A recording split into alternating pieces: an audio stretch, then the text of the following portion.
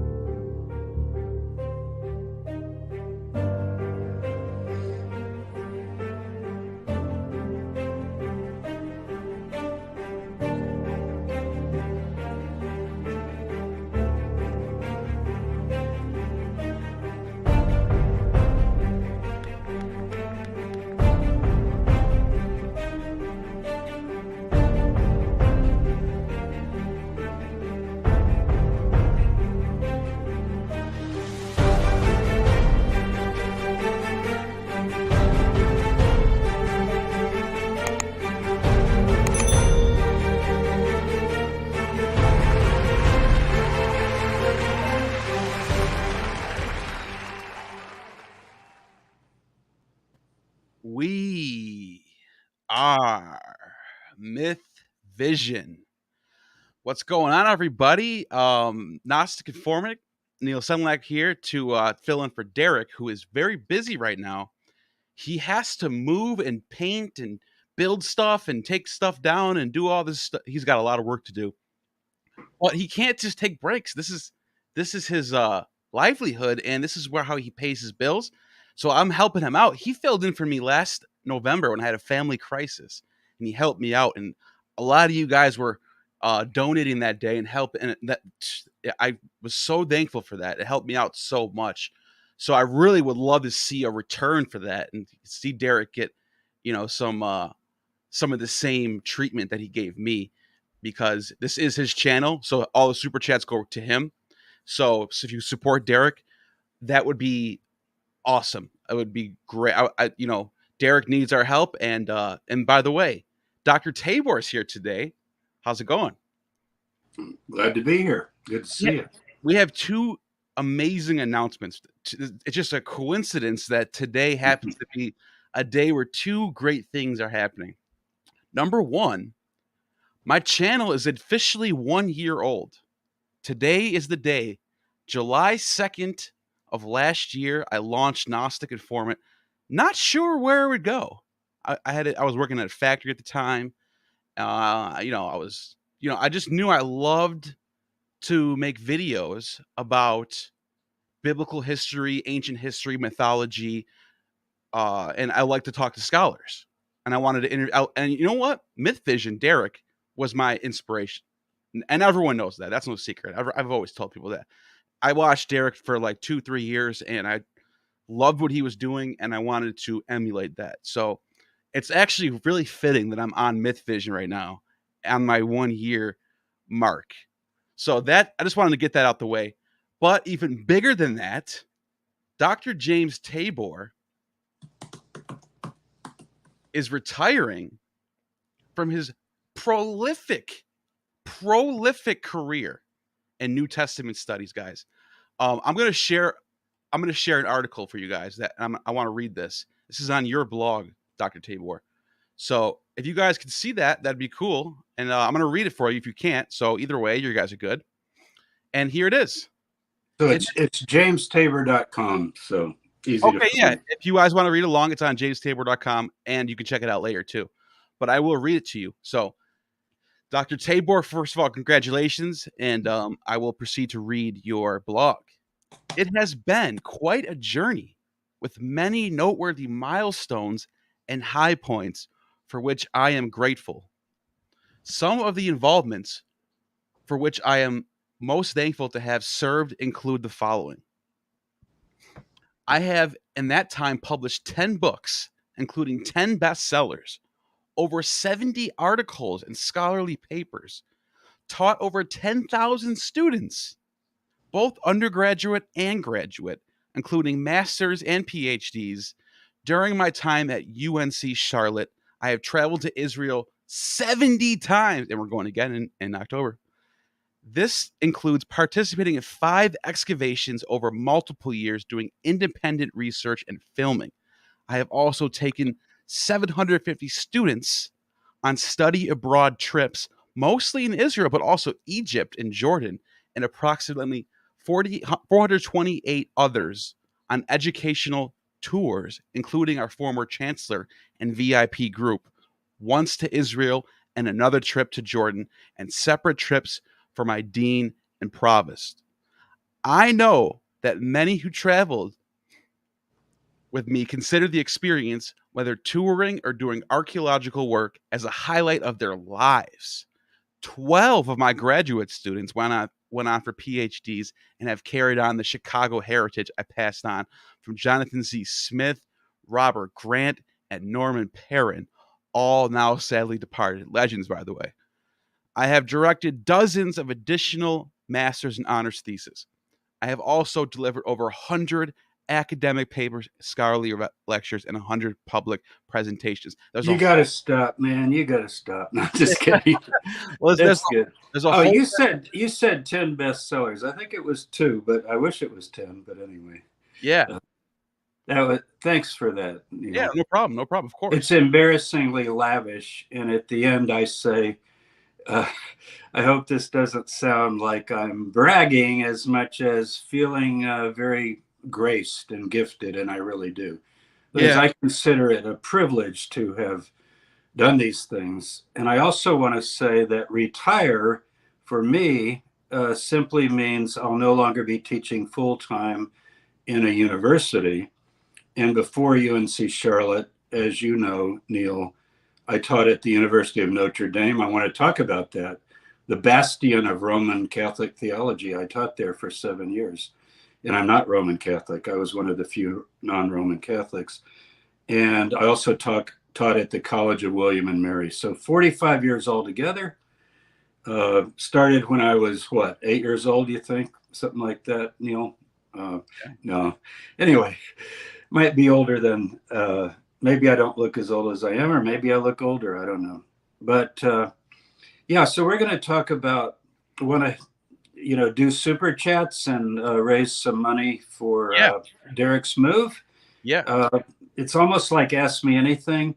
Yeah. But when Derek asks me the theme, and we'll take your questions and so forth, but give me a little chance to lay some things out, because it might even set some parameters for you as to what I wanted to cover in terms of my own career.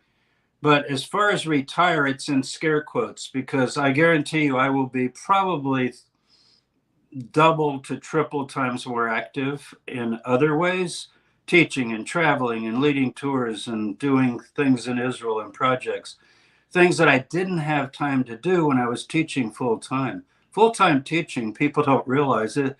It's about a 50 to 60 hour a week job. It really is, with all that you do administratively. And anybody that's a professor that hears this will vouch for that. So think of suddenly, let's say you had a 50 hour a week job, and suddenly someone said, okay, you're done. You're free. You can do what you want. And yet I'm still James Tabor, the quester for the historical Jesus and everything else I do. So I'm just like a coil spring, kind of wound up, and I'm just ready to burst forth. This is my first interview since I'm officially retired July 1st. So excellent. Love doing it with you, Neil. Thanks for. When I heard I was going to be able to go on live with you, I was honored. So. So here's how if it's okay with you, and you can jump in with questions and just kind of watch the super chat. Yeah, we already have a few, just so you know. Yeah, let's let them build up just a little, because I want to get started. I'm going to give you a little bit of bio. People, you know how you get hundreds of comments, and I have my YouTube channel, James Tabor Videos. You can find it. It has over 90 videos. It's doing really well. Please subscribe and hit notifications if you want it. If you want to know when I post something. But what I want to tell you, people are asking a lot of times in the comments, well, what do you believe, or where do you come from, or how were you raised? Because I'm kind of a new figure to YouTube. And so I want to give you a little bio that I hope you'll find educational as well as interesting. I was raised in an evangelical Christian setting, Churches of Christ. And in college, I went to Abilene Christian University and I majored in biblical languages and began to study history of Christianity and so forth. But I got a really solid education there. Even though it's a conservative school by some measures, it's fully in touch with historical critical studies and so forth. And then I went to Pepperdine University and did Second Temple Judaism, and then I went to the University of Chicago. So very early on, I began to understand that my interest was utterly drawn to what I would call the Jesus movement and what Schweitzer called the quest of the historical Jesus. What can we know about Jesus? How can we know it? Is there a way to reconstruct or get back to understanding the movement more thoroughly? Now, toward the last of our time together today, Neil, I want to address what's in the title. It was suggested by me to Derek, how my mind has changed and stayed the same. So I won't do that now. It could come out in some of the super chats. Sure. But I want to just talk about the quest a little bit. I've got here my original edition of Albert Schweitzer in English. Wow. This is the first edition. It was published in German in 1906. My Jesus book, coincidentally, was published, The Jesus Dynasty, in 2006. So exactly 100 years later after this monumental book. I don't claim to even stand in the shadow of Albert Schweitzer, but by far he's my most influential person. This book in German, you may or may not know, was called Von Reimarus zu Rede. I know, what does that even mean? From Reimarus, a person, right? Gottfried Reimarus, a German theologian, to Rede. So he basically starts in the 1750s. Think of about the time the United States was founded, the Enlightenment, John Locke, David Hume, these people. That's when he starts, and he's tracing the history of what he calls the quest. And then he comes toward the end of the book, the latter third, to himself. Now, when he covers Reimarus, the very first person that he covers, I want to just tell you a little bit about that. I know Derek has a series coming up with Dale Allison. It's a class, actually, Dale Allison Jr., and it's on the quest for the historical Jesus. So I'm not going to go into any depth. But the reason I'm covering this is I want to relay it to where I am in the quest. So to do that, I got to give you just a little bit of background. And many of your listeners know this stuff. But I wonder who's heard of the Lessing ditch. It's Lessing.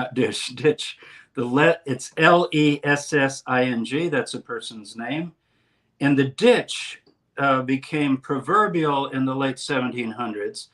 It's how do you tell the difference between the theological Christ and the historical Jesus? That's how Lessing formulated it. And Lessing is the one who published Reimarus, the guy that Schweitzer starts with. So right early on, these early researchers of Jesus were beginning to say, you know, what we believe theologically, like virgin birth, resurrection of the dead, ascent to heaven, the miracles of Jesus and so forth, maybe those have to do more with a mythological Christ figure, whereas the historical Jesus could be different from that. That's the basic problem of the quest, the kind of two horns. And as you know from your own background, if you go all the way to the myth side, the theological construction side, you kind of lose the history. And if you go all the way to the history, you sort of lose, well, what happened as a result of his life? You could reduce Jesus down to almost a cipher. So basically, I want to talk about that Lessing ditch, that theological ditch.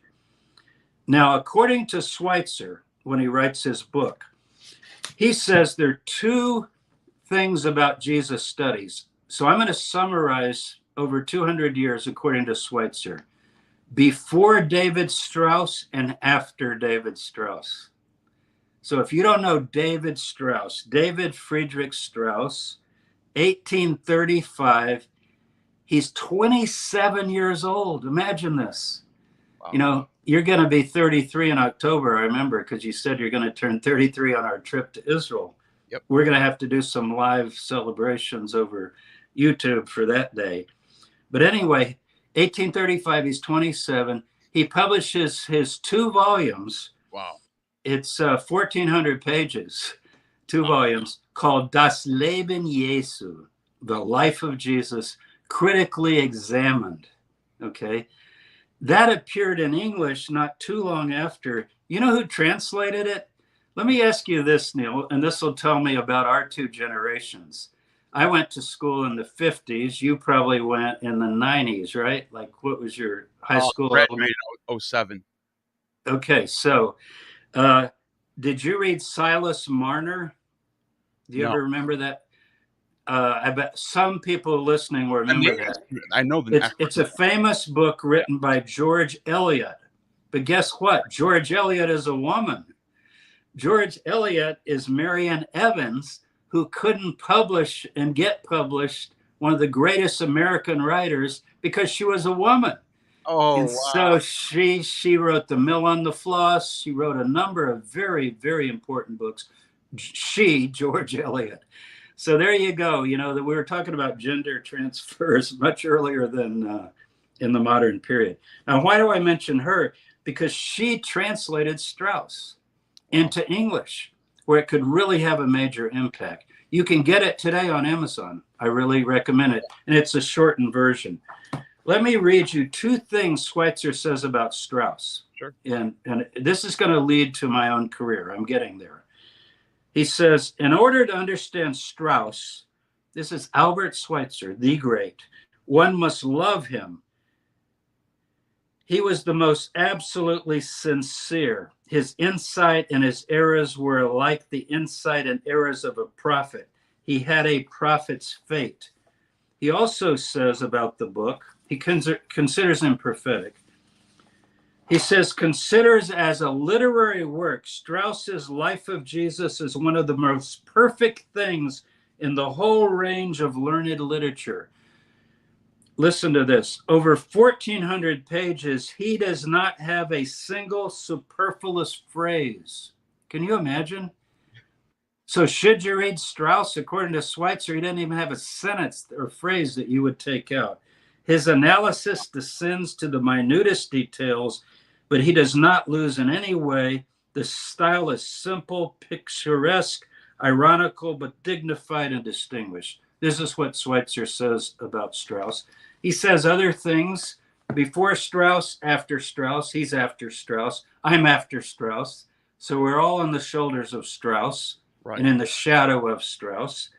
He also says that Strauss wrote the death notices to hundreds of attempts to capture the historical Jesus that still seem to have a little air in them until you examine their corpse and they're dead. Again, Schweitzer's colorful language. So he basically began to argue for the first time this difference between the Christ of faith and, or theology, you could say, and the Jesus of history.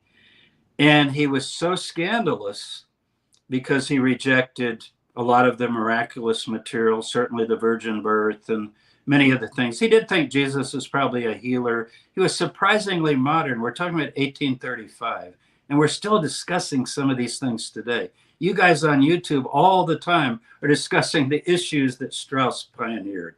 So I know a lot of people haven't heard of him. I want to give allegiance to him, to David Friedrich Strauss. He's the one who really kicked it all off. And I have one more line from Schweitzer I just have to read. Absolutely. Because Schweitzer's so colorful. It's at the first of a chapter here. Let me just find. He has 3 chapters on Strauss. So This one is the best. It shows you Schweitzer too. Yeah. He says, scarcely has ever a book let loose such a storm of controversy. We're talking about after 1900 years, in this case, 1800 years, 1835, exactly 1800 years if Jesus is around 30, right? For the first time, we're beginning to wonder, how do we know about Jesus? Could we search him out historically, or do we just go to church and say the Apostles' Creed and sing the hymns and eat his body and blood and just believe so that we can go to heaven when we die? Now, people are questioning religion at this time, no doubt. But the big thing is, what about Jesus? Jesus is such a dominant figure. And the Bible, right?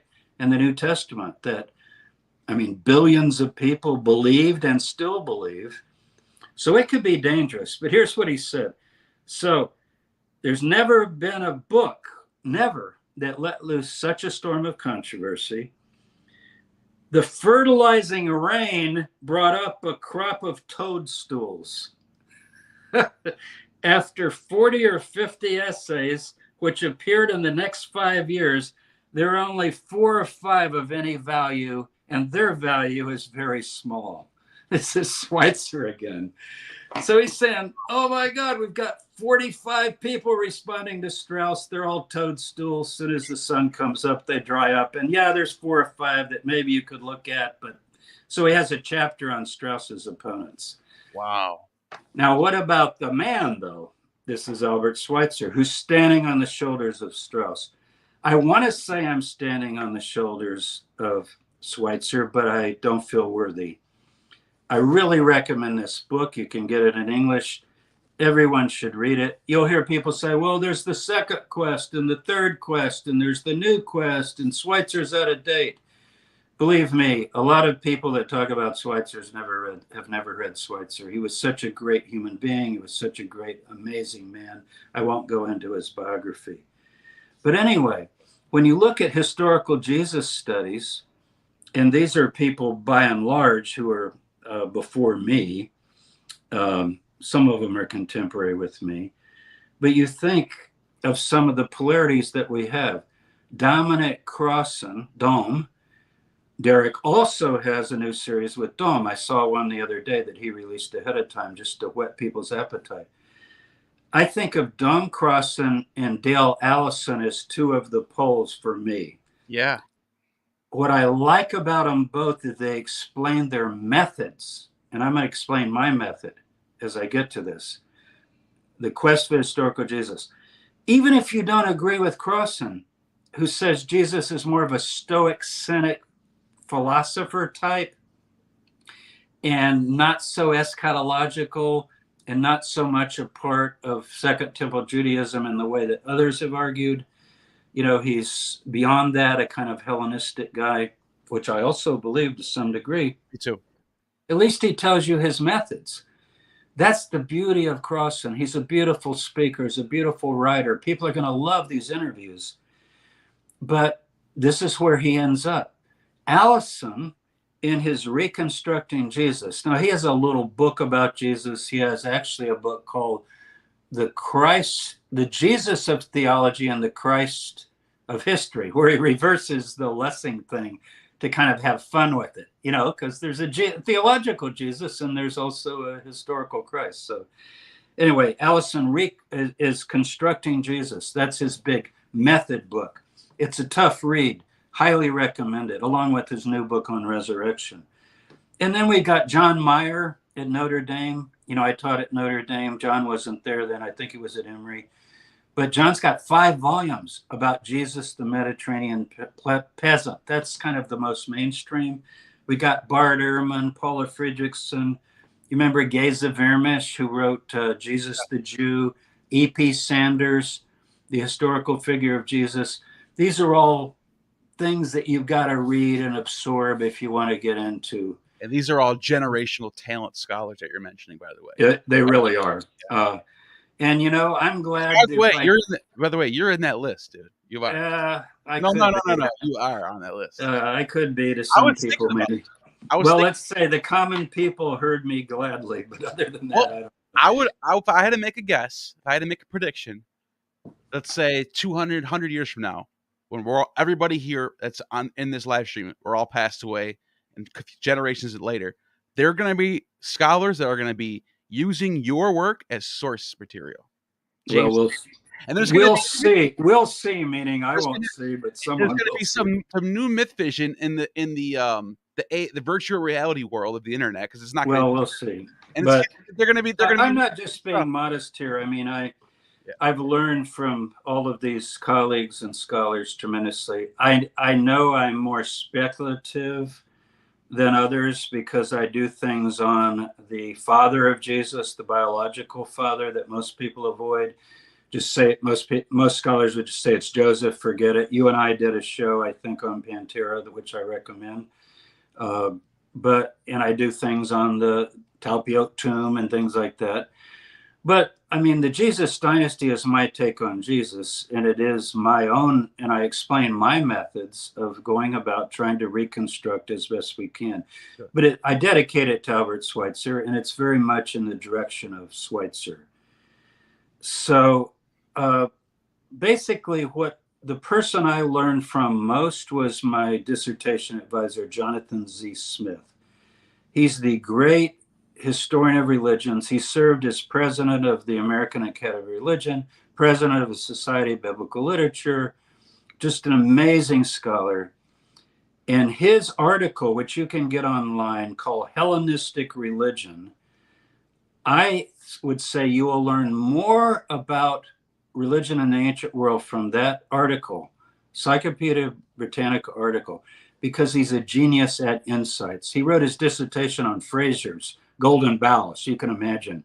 I mean, he is just ubiquitous throughout the ancient world. He's also absolutely a genius. It's kind of a silly term to use for somebody like Smith, but just the most brilliant man. I was so honored to work with him. And I work with him on Paul. And normally he would be much broader. And then I worked with Robert M. Grant, University of Chicago, the great church historian. And I work with Norman Perrin, the great New Testament scholar. So I had Hellenistic religions, broadly speaking, ancient Mediterranean world, Jonathan Z. Smith, nobody better. Robert Grant, I don't know that there's a better historian. I was so fortunate to arrive at Chicago when these three persons were there. Norman Perrin, who taught me Mark. I'm going to do a series with Derek on Mark, a class on Mark. And it's going to blow people away because I've been teaching Mark for 45 years. I initially taught what I learned from Perrin, but a lot of what I do is from Perrin, and I give him credit. But I've also, through teaching and study, evolved into other views from the Gospel of Mark. And so that's basically my background, my educational background, my assumptions. So I want to be part of this quest for the historical Jesus. But let's take some of your questions so we don't build up too much. And then I'm going to get into a little bit later how my mind has changed and stayed the same and so forth. Yeah. If the super chats keep going, we'll just keep answering them. But if we run out, we'll just go back to the conversation of how you got to the point. Yeah, and even if they run out, I still want to get to. I mean, even if they don't run out, I want to get to that a little bit because I got 2 or 3 things I want to tell you about my approach. I got all night, so let's see what we got here. You read them to me because I'm on my iPhone. But first of all, I want to just say welcome, Pinch, for becoming a member. You are part of a great community, and you made the right choice. So, welcome for joining the membership. That's the first one that came up. And the next one is from Stop Scamming Man. Great friend of the channel. Thank you for the super chat. I, too, want to change views if I'm wrong. By my understanding, though not convicted, Oded Golan was found to be manufacturing items with the Joash Stele being a Crusader castle slab. What is your take? Yeah, that becomes kind of personal in the sense that I'd be talking about Oded himself, whom I know. My only competence in that area would be the James Ossuary. And I do think when you say convicted, I believe. Though not convicted, it says. Though Oh, not. though. Oh, okay. I didn't read it. Yeah. Yeah. Yeah. That trial, the trial didn't say that Oded wasn't a forger. I think that's what Stop Scamming is part of what he wants to make clear. And that's true. But the case wasn't established that he was, in fact, a forger. My own sense of him personally, I've met him, I've talked to him and interviewed him and so forth, is that he's not one of these guys that's manufacturing things and selling them. And there's some questions about, the Joash Stela. Obviously, many think it's a forgery. But the James ossuary, the last letters, the accusation was, that's the one that says, James, son of Joseph, brother of Jesus. That brother of Jesus might have been added. I don't think that's the case. And there's quite a bit I've written about it. And I also think it comes from the Talpiot tomb. I've written about that fairly recently on my blog, if people want to look back. But the manufacturing thing, I know there were accusations about some tools in his workshop and so forth. But Oded is a collector. He told me, and if this is wrong, I think it would have come out in the trial. He told me that he has never sold any item in his collection ever. He doesn't sell antiquities. He's a collector, but he loves them and keeps them. And his house is his place of display. And just like Musayaf, who was probably the greatest collector of antiquities, biblical and ancient antiquities, who's now passed away, Oded is just a lover of the material. And I would be hesitant to say much about it. So my take would be, I'm not the person to ask about the Joash Stela. Sure. Are you talking about the Masada with the thick glasses, the old guy? The other guy you're talking about? Not Musayaf? Yeah. I don't know. He had glasses. I don't think that's who you're talking about, though. No. Well, he was on Naked Archaeologist, and he was a collector, and he had. He could be, yeah. Back then, yeah. He's passed. I bet it was him, yeah. But Oded, I think Oded is a trustworthy character. I really do. But since I've written about that so much, and if my book Jesus and Paul has a whole chapter on the ossuary, bringing you up to date with the latest, I've written articles about it. I'll just leave it at that. Thanks. Yeah. Appreciate it. Thank you for the super chat. The next one, thank you for the super chat. Ask Tabor why he thinks a historical Jesus existed. What evidence? I just read it that way. I don't know why, but it just felt like that's how he meant it. Well, I can't read the Arabic letters for his name, so I can't either. I apologize, but thank you for the super chat. Yeah, we welcome you. Thank you. Have to be a separate program, but for me, I think the letters of Paul, the 7 letters of Paul particularly, that I've read a few thousand times in Greek and studied, they seem to me to come from a personality in a single hand, identified as Paul. I've written 2 books on Paul and studied him as a thinker and a character. And I think his interchange with Peter and with James and others, and just going back and forth to Jerusalem and dealing with the early Jesus movement, that's where I would start. But I'm very familiar with Richard Carrier and Robert Price. And actually, you need to go back to the 19th century and begin with people that were contemporary with Strauss, who were already suggesting such things. Schweitzer deals with this. It's that kind of pitch between the historical Jesus and the mythological Christ, and where does it go? And if all the Jesus spills into the myth, you kind of lose Jesus. Right. But if all the myth spills into the history, you lose, what he was really like as a Jew in the Second Temple period. Yeah. So I would, I think it's been addressed. I think Bart Ehrman's book is worth looking at. I will have to say, and this will be an insult to, I guess, the so-called Christ Smithers, but I just for me, it's not a question. It's not a challenge. It's something that I work with and deal with as a beginning point in a given, trying to then understand the movement from all of our sources, and particularly some of the archaeological sources. And I do think there are archaeological sources that refer to Jesus in the first century, and that has to do with ossuary inscriptions and so forth. But there's one in particular that has the sign of a fish with the word Yeshua written in it, and it is a first century ossuary. Wow. That somebody's put on their ossuary and that sort of thing. Those are all in my book. It would be mostly in the Jesus Discovery. I have a trilogy: the Jesus Dynasty, the Jesus Discovery, and Paul and Jesus. They're all Simon & Schuster books.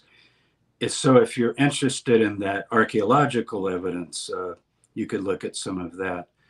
I wouldn't depend on that to prove Jesus existed, because a legendary mythological character could have inscriptions about them pretty early on. But I've also spent, you mentioned the 70 trips I've made to Israel just in the last 33 years. So much time on the ground and under the ground, looking at the geography, the layout, what Nazareth was in the first century, what Sepphoris was in the first century, what Jerusalem was in the first century. All of that serves to inform my understanding of the historical figure of Jesus, as Sanders calls him. I know that's not an adequate answer, Sure. but I guess I should just do a program on it sometime if people are that interested. Yeah, and I as someone who used to be a mythicist, one of the things that really got me to say, I think there's probably was a guy, was the point about Nazareth and the confusion of the Messiah should be coming from Bethlehem, but he's coming from Nazareth. And if you were going to create a guy, and people have heard this all from other people a million times, so I'm rehashing. I didn't make this up at all. But anyways, Sure. if you're gonna create a person, create a son of David character, why not just he is born in Bethlehem? Well, it's one of many things that you would bring up, and for me, I would start with the earliest thing we have. What's the earliest thing we have? Paul. 1 Thessalonians, written 50-51. And Paul does say he's born of a seed of a mortal. So yes, he's saying it's a person. It's not saying. And also, as you know from my other shows I've done, I don't think Philippians 2 is a Christ hymn about a pre-existent deity. I think it's an Adam Christology. And again, too much to get into, but yeah, no, you're right. We can go on. But I don't think the excavations at Nazareth are helpful. I don't think they prove Jesus existed, but they certainly prove Nazareth existed. So yeah, and you, by the way, really, really opened my eyes to the fact that these Tosefta and Mishnah sources probably do go back to an earlier time than people think. And because the way they describe Sepphoris, they're describing it as if they were living in this first century. Yeah, they're walking on the streets of Sepphoris, right? Yeah. So So let's leave that. But I do appreciate the question, and I hope I said a little bit about it. Yeah, absolutely. Gaius Julius Windex, thank you for the super chat. Who is Jesus Pantera? Gaius, I love your name. Except for Caligula, right? But there's a bunch of Gaiuses. It's a family name in the Julian-Claudian dynasty. Jesus Pantera, what you're going to hear from just about everybody, and I could be a smartass and go, just about everybody that doesn't know anything about it, is that it's a pun on the Greek word Parthenos. Parthenos, or virgin. And that it's saying, Jesus, you're not a son of a virgin, you're a son of a panther. That it's kind of a way of like slandering Jesus. In my work on Pantera, that's in the book, The Jesus Dynasty, I go into that in great detail. And I think we did an interview on it also right, Neil? Didn't we do Pantera? I think we did. So listen to that, because we go into a lot of detail as well. 40,000. But briefly, it's a name of someone in Jesus' family with the name Pantera. There's even an ossuary found from Jerusalem with the name Pantera. I don't think it's a Pantera that's the father of Jesus, but it shows it's a name that can be a Jewish name in the first century, used by a Jew. And I would stay with the first century initially and not go to Celsus, the opponent of Origen, who also mentions Pantera and calls him a Roman soldier. I would leave the Roman soldier out initially and just talk about our early sources. And in our early sources, Neil just mentioned two of them. They have to do with rabbis of the first and early second century walking around the streets of Sepphoris and talking about Jesus of Nazareth, but they call him Yeshua bar Pantera. And they're not doing it in any negative way or pejorative way. They're just saying, that Jesus, because there's other Jesuses. There's quite a few Jesuses in the Talmud. And in the, Ben Sirach, one of the books in the Apocrypha, is written by Jesus ben Sirach. It's the name Joshua. That's why it's fairly common. 4.5% of males had the name Jesus. So you're going to run into others. It's not huge, but Zechariah, the high priest in the book of Zechariah. Yeah, exactly. Yeah, that's also Yeshua. So I don't think it's a pun. And that pun idea, I had a graduate student finally trace it back. It's somebody named Nietzsche, not Nietzsche, the philosopher, but Nietzsche, New Testament scholar. And he put forth that idea in the 1800s that maybe it's a pun on virgin, Parthenos, that Jesus is son of a virgin. Ha, ha, ha, he's really son of a panther. I think it has some historical validity. The first two church historians to respond to the charge, and they believed in the virgin birth, that Jesus didn't have a physical father. The first two were church fathers, and they both said, oh, no, that's a family name. It's in the family of Joseph. That's where Pantera comes from. So they don't particularly have a problem with the name. They just say it's within the family. Like we talk about Caesar is Julius Caesar, but it's also the family dynasty name. Right. And what they're suggesting is that Pantera, and we have two separate sources on this. So who is he? According to that tradition, he would be the biological father of Jesus. Now, whether we can connect him to a Roman soldier, you've got to go all the way to Celsus, which would be, late second century, writing his Contra Celsum, where Origen, he writes a critique of Christianity, and Origen, the Christian philosopher and theologian, writes a book against him, and that's why we have his work. He quotes it. And he says that Mary slept with a Roman soldier and basically implies something like rape. I don't think there's any early evidence of that. So I don't know really who he was, except probably someone in the family of Jesus. And at least there are tales on the ground, you might say, among contemporary Jews who say, well, he's the son of Pantera, a person. And also in the New Testament, there's a scene in the Gospel of John, I think it's in chapter 8, where Jesus' enemies say, we weren't born of fornication, kind of saying like we've heard you have been. Right. And then there's a little bit of a hint maybe in the Gospel of Thomas about the one who knows his father and mother will be called will be called a bastard or something like that. So we've got these kind of things floating around. But as to who he was, I don't think we know. I think Jesus had a biological father. I don't think we know for sure who he was, but Pantera is the name that comes up in our early sources. And so he would have been somebody in the family of either Joseph or Mary that would have that name. Wow. what a perfect name to ask that question, because you could give an example of the family name in Roman times, you know. There you go. Yeah. And also, real quick before we get to the next one, that would explain why there could be this question mark of who his father was, and why Christians have to sort of make him born of a virgin if that's the case. Like, I'm saying, if that could be the way it happened.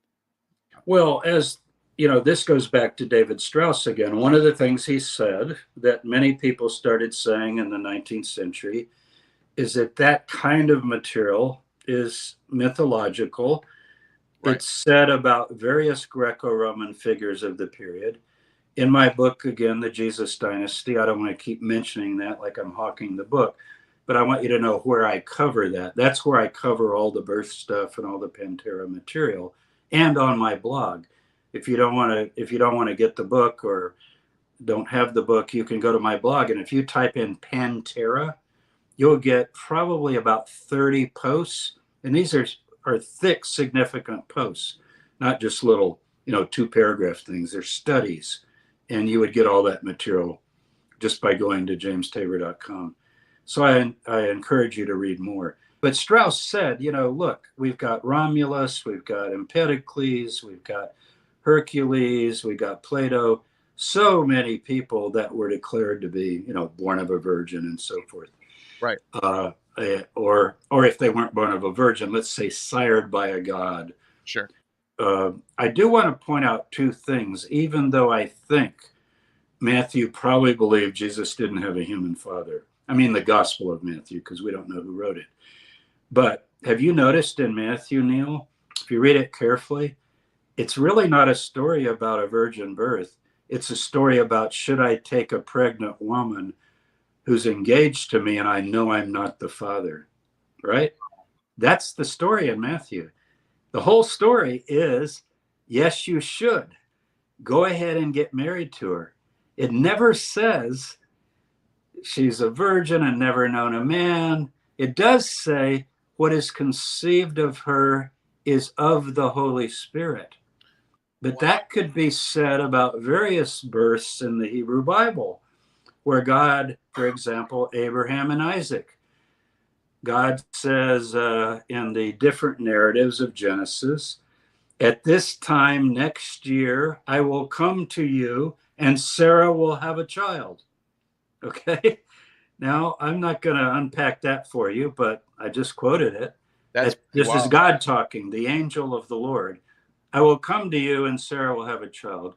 But he does say, but it will be of your own seed. So you got to figure all that out. These are different sources in Genesis.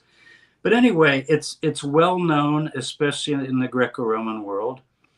I have another website called the Jewish Roman World of Jesus .com. And if you go to that, it's linked on the blog. You don't have to write all that down. I put some of those accounts. So anyway, I hope that helps. So let's go ahead. Yeah. All right. And the next one is from Jesus Saves. Is Jesus in a scene? Thank you for that super chat. Wow. Neil, what we're going to have to do is just refer them to our interviews, because we did a show on that. Was what kind of a Jew is Jesus? Yeah. But I'm not putting down the question, Jesus Saves. And I just will make it really brief because we have a whole show on it. It is a little bit complicated. Yeah. First of all, not to dodge it, but it depends on what you mean by an Essene and how you get your view of Essene. What is an Essene? So it's almost like answer a question with a question.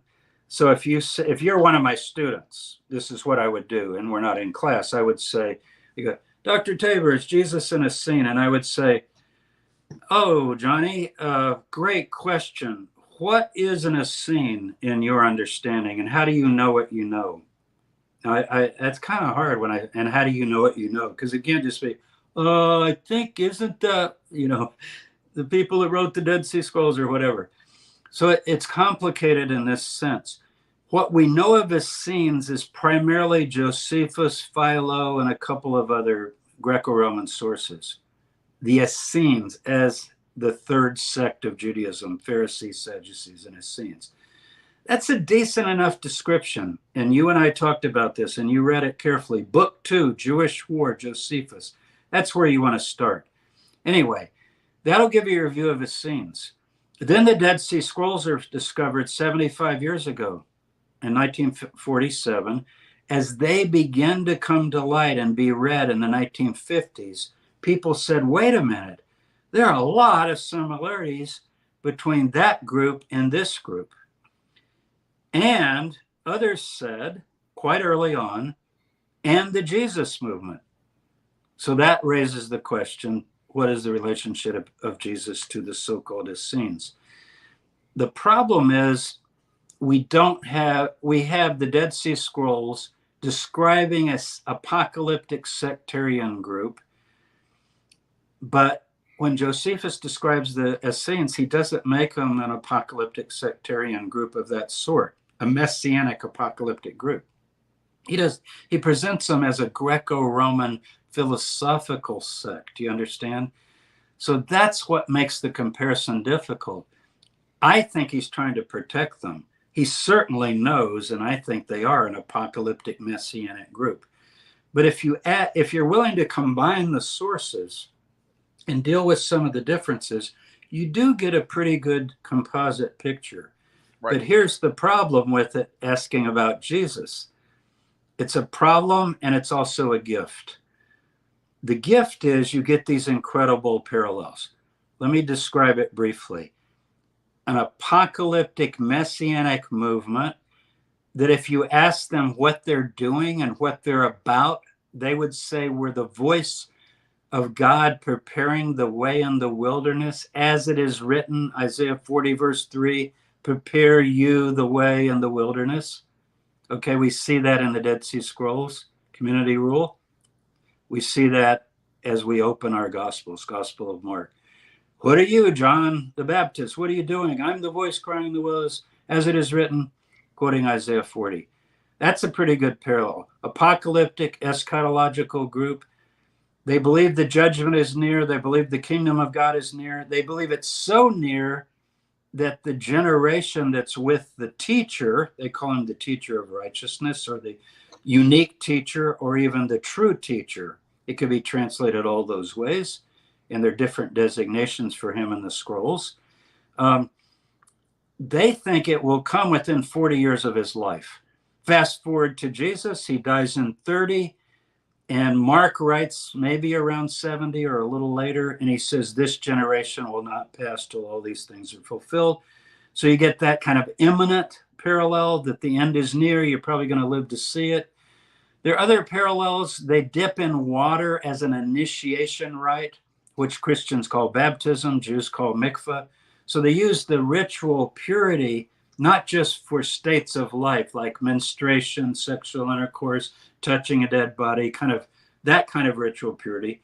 But they also say, and Josephus mentions this as well, that when you go into the pure waters of the mikveh, or baptism, as Christians later call it, means the pool, to dip, that you become a member of the community. So it's like baptism as an initiation rite. Wow. So there are lots of other parallels. They have all goods in common. They have meals of sacred bread and wine, and they see it as an anticipation of the kingdom and so forth. So I guess I would say yes and no, but probably no, mostly if you go by what their interpretations of the Torah were all about. Let's stay with the Dead Sea Scroll group, the Qumran group. I believe the Qumran group would have hated Jesus. He's too liberal. He hangs out with women, with tax collectors, with sinners. He's open to Gentiles. He's open to Roman soldiers. He even blesses Roman soldiers and commends them for their faith as being greater than any Jew. And the Sabbath thing, too. They would hate him for that. But the main thing, the exact point that we have is the scrolls say in the community rule that if an animal falls into a pit or a well on the Sabbath, say it breaks its leg and it's crying, do not help it, because God says to keep the Sabbath. and that takes precedence over the life of the animal. Even the Pharisees disagreed with that. Right. But Jesus brings it up, and he says, which of you would not help an animal out of a pit? So they would consider him ritually impure, much to, I hate to use the word liberal in our current climate, but the idea is like he's not going to be as strict halakhically. Halakhically means, how do you observe the Jewish law? And when you read MMT, which is their letter that they write to the high priest in Jerusalem about the main issues that they disagree with the Jerusalem priesthood about, it all has to do with ritual defilement and purity and how you're doing sacrifices and so forth. From any evidence we have from Jesus on any level of the strata that we have of tradition, he wasn't particularly interested in that sort of thing. So was he an Essene? I would rather stick with Eisenman. He's part of the late Second Temple apocalyptic Jewish messianic movement. Yeah, I think that's the way you want to put it. And that way you have streams of tradition. The Qumran group is a stricter stream. But we shouldn't assume that if I'm reading the community rule that I think might date to the 1st century BCE, that would be exactly a description of the group in the time of Jesus. You follow? Because that would be over 100 years later. right. Groups changed. That would be thinking like fundamentalist Baptists in the 1870s, or even going into our day, jump ahead to the 1970s. Oh, they're basically the same. No, religions develop, they're affected by culture, they're affected by history, and they're affected by apocalyptic disappointment. And the reason why I wouldn't jump to saying no either is because we don't know how different an Qumran Essene sect is compared to a Nazareth Essene sect. So Yeah. I'm saying if he was an Essene, you can't rule that out, but you can't say yes for sure either. Yeah, he's part of the same movement. In other words, none of the things that I named as parallel would be characteristic of Pharisees or Sadducees. None of them. They're not preparing the way in the wilderness. They're not an apocalyptic messianic group and so forth, at least as we know them later in the Mishnah and through the New Testament. Right. So remember, we're always going through the filters of our sources. Sure. But that's a very great question to talk about. And I've worked at Qumran, I've excavated at Qumran, and I've read the Dead Sea Scrolls. I was involved in the release of some of the scrolls with Wise and Eisenman. And I absolutely believe that they are our greatest source for understanding a certain kind of apocalyptic messianic religiosity that Jesus and John the Baptist and James all share. So I would say to people, whether you agree with all of Robert Eisenman's material, be sure you read it first, because so many critics of Eisenman don't really read what he says. And if you read what he says, and I don't mean his book on James necessarily, that's his magnum opus, but I mean his main early books on the Dead Sea Scrolls, where he's talking about the kind of religiosity and piety that's reflected in the scrolls, that you also see in the book of James in the New Testament, in some of the Q material of the Synoptic Gospels. Great answer. Great answer. The next one is from Cindy Lamacchia. Thank you for the super chat. Is John the Baptist historical? Oh boy, Cindy. It's same answer on the Jesus historical thing. I would say yes, absolutely. In fact, my understanding of the movement, let me call it, and I guess it gets the tag the Jesus movement because he's kind of the middle guy. But I would say you've got to study 5 people. And Jesus is the one people mainly have studied. But you really need to study John the Baptist, Mother Mary, the mother of Jesus, Mary, just publishing a book on her called The Lost Mary, wow. Jesus, Mary Magdalene, and James, the brother of Jesus. My whole cluster of Jesus studies is built around those 5 women. My Mary Magdalene is in the book, The Jesus Discovery, because I'm dealing with the Talpiot tomb. in the ossuary that may have her name. Now, that leaves out Paul, but I believe those are the big five. Now, notice that 4 of the 5 have been deep six. Deep six is a term we used in Watergate, where you throw the briefcase in the Potomac River to get rid of evidence. There might be some deep sixting going on in Washington, D.C. this weekend, for all I know, right? With all the controversies going on. Right. But anyway, John the Baptist, James, Jesus' mother, and Mary Magdalene, all trashed completely. You say, well, not his mother. She's the most honored woman of history, but not as a Jewish mother of 7 children, or maybe even 9 children, depending on how many sisters and all that might be part of that family. So I'm trying to rehabilitate her as a proud Jewish woman and heroine that I think inspired this family. John the Baptist has been reduced to a forerunner. He's like the guy on the side of the stage that comes out when the play begins, and he goes, okay, everybody, I'm just here to introduce things, but here's the main thing. And the curtain goes up, and then you just see Jesus. And then he just goes off the scene. I've written a lot about John the Baptist. Again, in the book, The Jesus Dynasty, there's a whole section on him. I think he's vitally important to Jesus. And we have enough evidence, I think, to certainly make him historical. The Mandeans are still followers of John the Baptist. And even though their literature dates to the 2nd and 3rd century CE, I think it can be critically looked at. There's a pretty good stream of material, I think, that supports John the Baptist. Josephus also mentions him in a very, very interesting passage. So I would say yes, Cindy, he is historical, and I think he's a really key to Jesus. Just as James Eisenman would say, if you want to understand Jesus, go to James the Just. That's even in the Gospel of Thomas. And if you also want to understand Jesus, remember he's bracketed by John the Baptizer. And one of the things I mention quite often to my students, and you can take a look at this, I cover it in my blog as well. You can Google any of these topics, John the Baptist, Essenes, Qumran, Pantera. They're all on my blog with lots of articles, and also in the books, of course. But one of the things about him that makes him most interesting is Jesus says in the earliest strata that we have of Luke and Matthew's saying source, he says that among those born of women, there's none greater than John. Now, that gets muted by a scribal addition.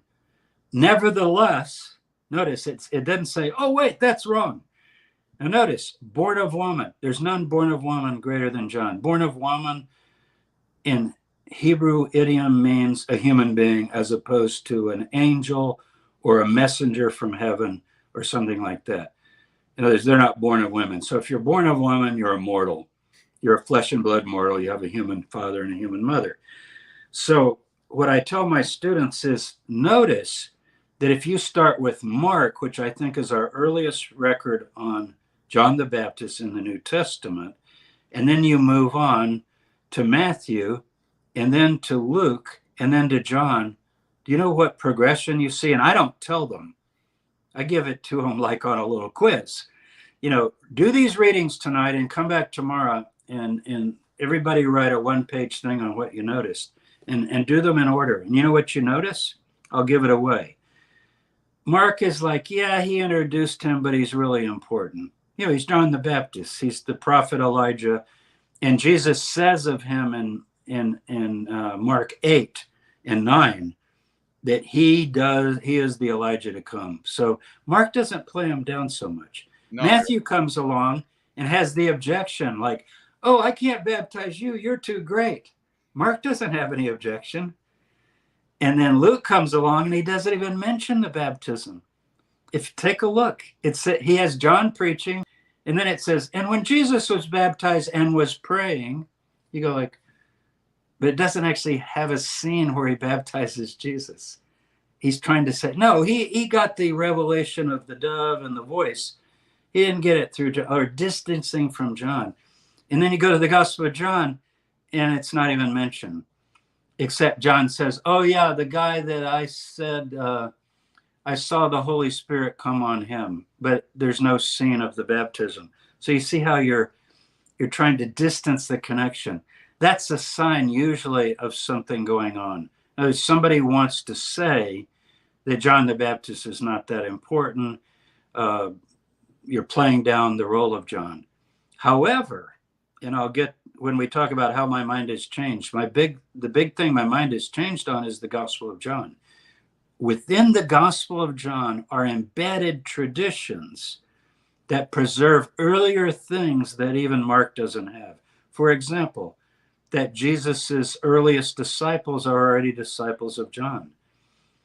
I think that passes most historical tests because, as you said earlier, you don't want to say certain things if you're like, he's from Nazareth. Right. Like if you're faking something, oh, he actually was studying with John and he's a disciple of John. I actually think he was. Me too. And in the last month of his life, he goes to the Jesus hideout in Jordan. Look up on my blog, Jesus Hideout in Jordan. I've discovered it and found it. And that's where John the Baptist hid from Herod Antipas and so forth. So there's a real connection. I think the mothers might be related. Luke preserves that. When I say Luke, I don't know who wrote the book, but the author of Luke. I'm just referring to the books. But John says that Jesus baptized as well. He says he personally didn't do it, but he carried on a baptizing campaign. Okay. Yeah. Next. That's really a great answer. Scott Scamming is back. Great. Yeah, he's back for more. Would you recommend any books on the historicity and textual criticisms of the book of Judges? Also, what do you think is the significance of Jotham making a polemic in which speaks of gods? Boy, I'm out of my water there. But I think Emmanuel Toe's latest book on textual criticism of the Hebrew Bible is the master book. But specifically what he says about Judges, I'm not sure. I'm not a Hebrew Bible scholar. I do have a translation of Genesis, and somebody said to me, you're not a Hebrew Bible scholar. How could you translate Genesis? Well, remember, I majored in biblical languages, and I studied Hebrew at Pepperdine University with, some of the great Jewish scholars and at Chicago. So I'm able to read and work with classical Hebrew, but I'm not a Hebrew Bible critic. Especially for Judges, that's a specific book. That's right. But I think Emmanuel Tove would help. I'm intensely interested in, probably like you are, stop scamming.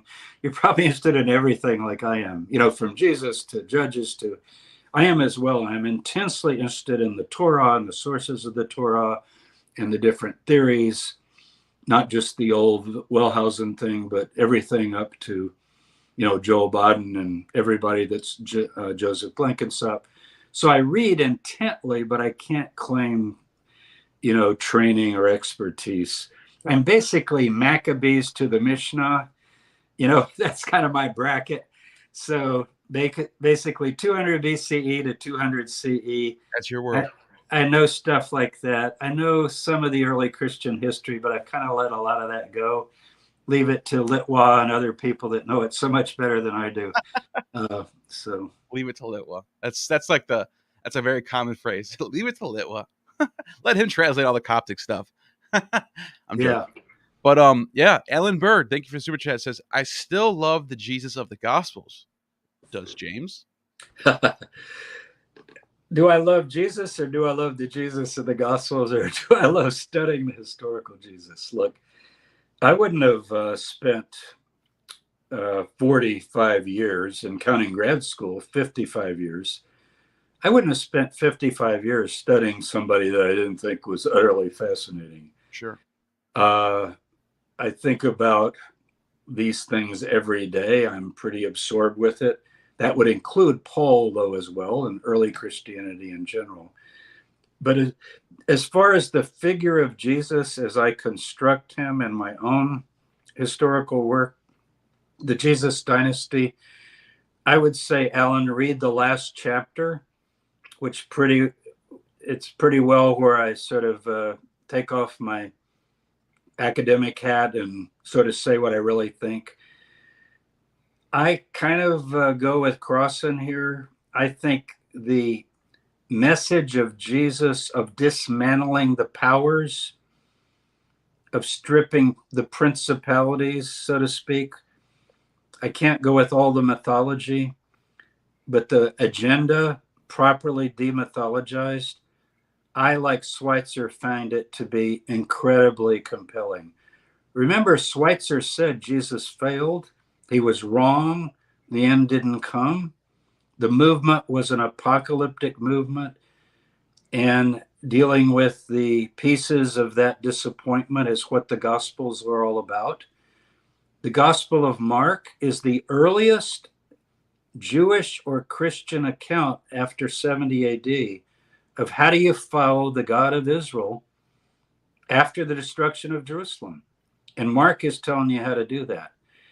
And so I do think that the Jesus who emerges in my own understanding of the figure of that time is extraordinary enough for us to pay attention to today. I think some of his sayings and his teachings are dismantling of the powers that be. They sort of break down strongholds in that sense. However, I think he was a human and part of a first century culture and time. And certainly he seems, for example, to think that diseases are caused by Satan and maybe somebody's demon possessed, or at least he's reported to have said that. That's the other problem. You know, who's the real Jesus? But I don't want to demythologize him to the point that I take him out of his Greco-Roman culture. I think he's very much a Hellenistic guy. I could shock you and say, I think he's a magician. But if you got to understand that, not in the way Morton Smith has been slandered in his work on Jesus the Magician, but understanding what a Hellenistic magician really does. Oh, yeah. And that is a charismatic, shamanistic individual who's able to negotiate, or claims to be able to negotiate, the heavenly world. I think he did claim that. A lot of that I'm not going to resonate with as a modern person. My assumptions are different than that. But it doesn't mean that there's not within the ethical kinds of challenges. The thing that made Schweitzer give up his position as a professor and go get his medical degree and go to Africa and work as a medical missionary. Wow.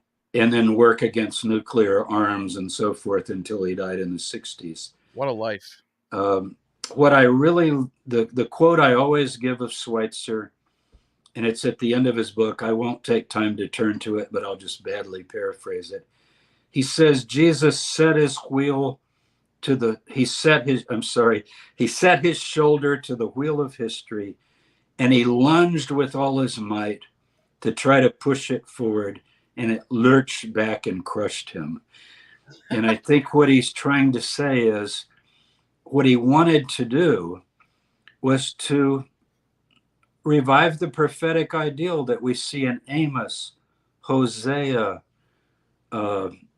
Jeremiah, and the different Hebrew prophets, Micah, justice, righteousness, and truth. And throw in a little loving kindness. And you've got these virtues that are so foreign to a selfish, narcissistic, power-ridden culture that was the same in Jesus' time as it probably is today. Riches, money, power, and so forth. And I think he tried to dismantle those powers. He tried to disarm them, and to some degree was... I do love the Jesus of the Gospels in a certain way. but I also think you have to find the right Jesus. I don't think he spoke in the voice that he's often quoted as speaking in, because it's inconsistent with material that I think is earlier and more reliable. So, Yep. Good answer. Stop Scaring Man again. Another one. As well as Jesus being less refined in Mark, does it also portray him as more out of his depth to begin with? Getting angry, bad crowd control, and wardrobe malfunction with his magic robe. now what is the wardrobe malfunction? I know the guy running naked in the garden. That might be what he's talking about. Oh, yeah. I don't think that was Jesus, but maybe he thinks it is. Anyway, I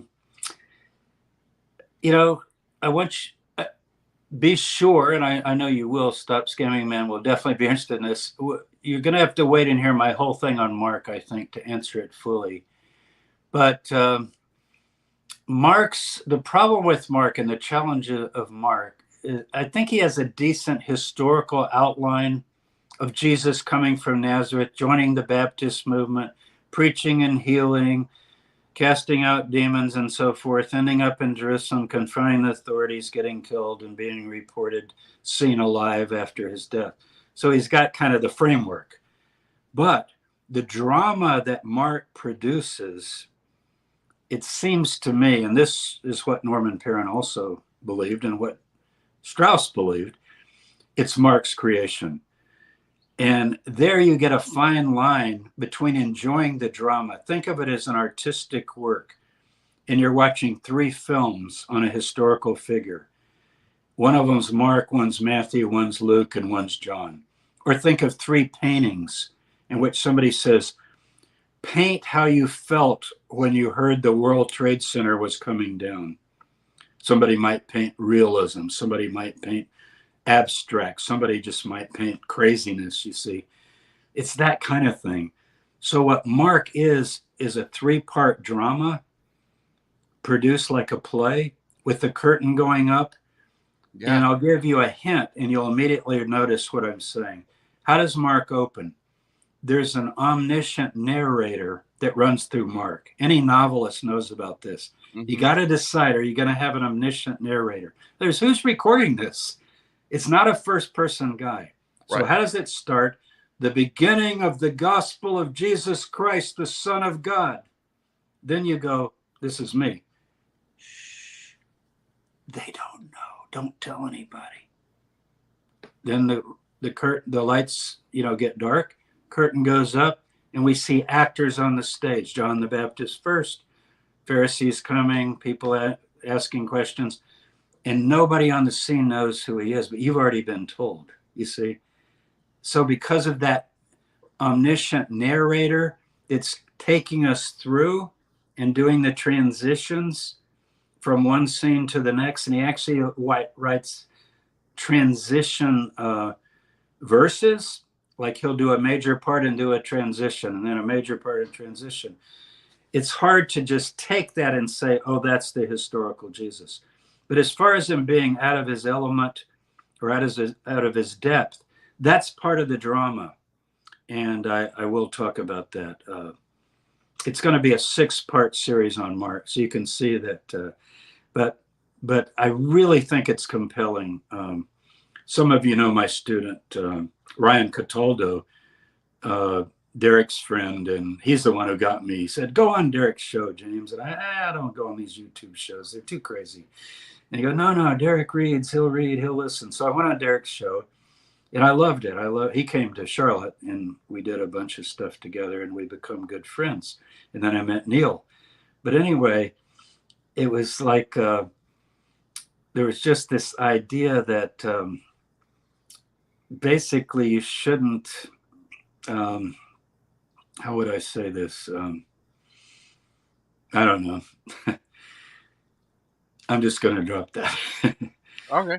That was a really good answer, by the way. I was really enjoying that. It was like the way you explained how Mark sets the stage. It reminds me of like how a Joseph Campbell or Carl Jung would interpret the Gospels. Like it's the hero of 1,000 faces. Yeah. Yeah. So Well, what I was going to say about Ryan, I will say, I was going to go further into Mark and I pulled back. But what I wanted to say about Ryan Cataldo, he'll love being mentioned, I'm sure, is he finished his master's with me. He wrote it on Mark 13, and I totally disagree with his thesis, and I passed it because he made good arguments. sure. And he knows I disagree, but I'm slowly pulling him to a more eschatological view, I think. But anyway, he's doing his PhD this fall at Hebrew Union. So we're very proud of him. So I mention him because if you ask him, what do you most remember from the 5 classes you had with Tabor? He would go, hands down, Gospel of Mark. So that's a little pitch for what's coming. Nice. It's my thing next to Paul, Mark and Paul. So. Nice. Next one is from Yakuvi Itzram. Evidence of Peter in Rome, Alexandria, I guess, and or. Yeah. I think it's very slim to none. It's very difficult. I mainly am basing this on a MA level thesis paper. It didn't become the person's thesis, David Clausen. If you Google him, he has 2 books out. One's an archaeological book, but his latest one's on Paul. David Clausen, I would recommend him. I believe he might have put his paper online that he did for me, but it's all the archaeological and historical evidence on the Peter tomb. And he does Paul. I worked on Paul as well, but the Peter tomb, particularly in the sarcophagus and when it was open and the bones and what was found and everything. The problem with it, as I understand it from reading his work, and again, I haven't specialized in it, is that we have some vague references to Peter and Paul dying and being heroic, martyrs in Rome, but they're not absolutely as straightforward. And by the way, I recommend David's books, but I think if you go to his blog, which will be linked in there somewhere, I believe you'll find his paper on Peter. So I'm kind of skeptical of that. The other reason is there is a fragment of an ossuary that we do have, a burial box from the 1st century found on the Mount of Olives. And the person buried in it is Simon Bar Yonah, which is a fairly rare name. Jonah is not a common name in the time. And Shimon Bar Yonah is the name we have for Peter.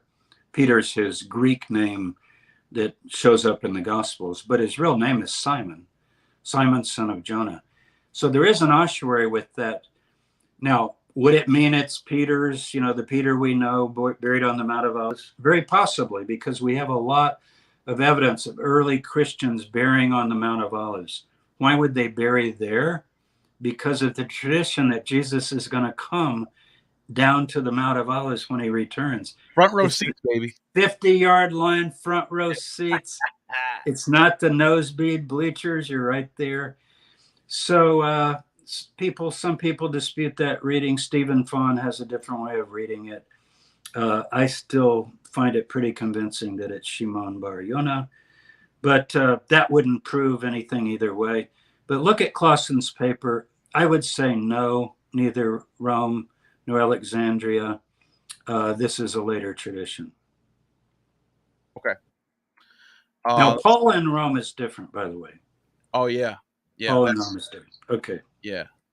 Okay, let's see. The next one is from Stop Scamming Man. Once again, he's the star of the show. He might as well just come on here. I'm just kidding. What should we make of the historical Mary and her place in the faith in light of Mark 3, Luke 8, and Matthew 12? Jesus shrugging off his mother, arriving, saying his followers are his mother and brothers. Yeah. Good question. I'm glad you put that out because everybody thinks about it. Let me answer it in a roundabout way, and I'll get to it. It's really odd to me that people form whole bodies of assured knowledge often on one verse, one word, or one passage. In this case, it's a passage repeated 3 times. Mark's the source. Now, let me give you an example. Was Jesus a carpenter? There are people driving pickup trucks in my neighborhood that say things like, my boss was a Jewish carpenter, right? And you don't have to say Jesus. If I ask my students on the first day of class, I usually go, was Jesus Jewish or Christian? Just to play around with them. And they go like, well, God, that's hard to answer, Dr. Taylor, because I think he was Jewish, but he was a Christian, right? I go, okay, how about, what was his profession? Carpenter, everybody knows that. Okay, what do we really know? Mark 6, verse 3, only reference to him as a carpenter.